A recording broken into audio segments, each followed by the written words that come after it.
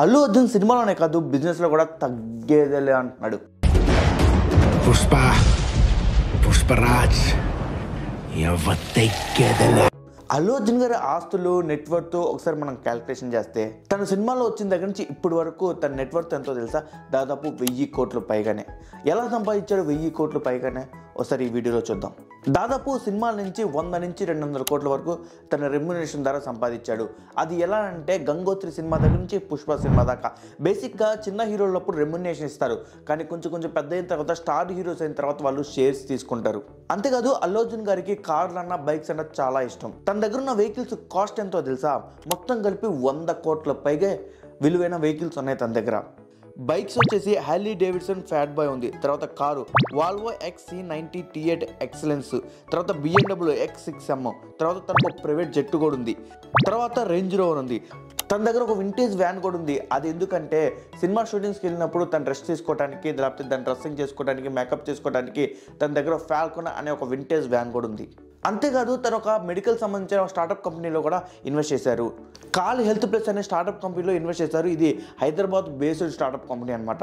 అంతేకాదు అడ్వర్టైజ్మెంట్ల ద్వారా అంటే బ్రాండ్ అంబాసిడర్గా ఉన్న కొన్ని కంపెనీస్ రెమ్యునరేషన్ ద్వారా తనకి 50 నుంచి 100 కోట్ల వరకు చెల్లించుకున్నాయి. ఒకసారి ఆ కంపెనీస్ ఏంటో చూద్దాం.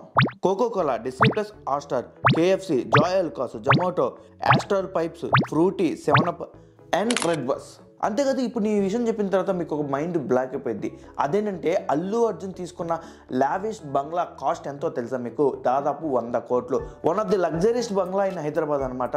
లావిష్ బంగ్లా 100 కోట్ల విలువైంది అది. అంతేకాదు several more properties across Telangana, Andhra Pradesh అంటే ల్యాండ్ రూపంలో కానీ పొలాల రూపంలో కానీ దాదాపు 200 కోట్లు విలువ చేసే ఆస్తులు ఉన్నాయి తనకి. ఇంకా అంతేకాదు బ్యాంక్ సంబంధించిన షేర్స్ కానీ, FD కానీ, లేకపోతే మిగతా ఇన్వెస్ట్మెంట్లు సంబంధించిన మ్యూచువల్ ఫండ్స్, లేకపోతే ఇలాంటి మొత్తం కలిపి దాదాపు 100 కోట్ల పైగా ఉన్నాయి. అంతేకాదు బొంబాయి, బెంగళూరు, చెన్నై, కోల్కతా, హైదరాబాద్ ఈ టాప్ సిటీస్లో కూడా తనకి 2 BHK 3 BHK అపార్ట్మెంట్స్ ఉన్నాయి, లగ్జరీస్ అపార్ట్మెంట్స్ ఉన్నాయి. వీటి విలువ దాదాపు 100 నుంచి 120 కోట్ల వరకు ఉండొచ్చు. ఇంకా అంతేకాదు ఇంకా తనకు ఓన్ బిజినెస్లు కూడా ఉన్నాయి హైదరాబాద్లో కానీ, అక్రాస్ ఇండియాలో కానీ. ఒకసారి చూద్దాం. అల్లు స్టూడియోస్ ఇది ఫిలిం ప్రొడక్షన్ కంపెనీ అనమాట. ఇది అల్లు కుటుంబం మొత్తమైన ఉంటుంది. అందులో ఇతను కూడా ఒక పార్ట్నర్. తర్వాత 800 జూబ్లీ ఇది ఒక నైట్ క్లబ్ అనమాట. ఇది తన సొంతది. తర్వాత ఇతనికి ఒక ఫ్రాంచైజ్ ఉంది, బఫలో వైల్డ్ ఫ్లింగ్స్ అనమాట. ఇది బార్ అండ్ రెస్టారెంట్ సంబంధించిన ఫ్రాంచైజ్. తర్వాత AA మూవీస్ అనమాట, ఏషియన్ అల్లు అర్జున్ మూవీస్.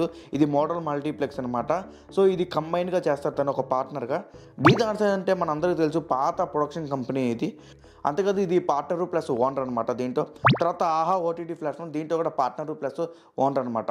చూసారుగా ఇది అల్లు అర్జున్ అసెట్స్. ఇదంతా అల్లు అర్జున్ గారు సినిమాలోకి వచ్చిన తర్వాత తన ఆస్తులు లేకపోతే తన బ్యాక్గ్రౌండ్ అంతా కాకుండా సినిమాలోకి వచ్చిన తర్వాత తను సంపాదించుకున్న పేరు, అసెట్స్ అనమాట ఇవన్నీ. సో ఈ వీడియోపై మీ అభిప్రాయంతో కామెంట్ బాక్స్లో కామెంట్ చేయండి. అంతేకాదు ఈ వీడియో మీకు నచ్చితే లైక్ చేయండి, షేర్ చేయండి, సబ్స్క్రైబ్ చేయండి. అండ్ నెక్స్ట్ వీడియోలో కలుద్దాం. See you, bye, Tata.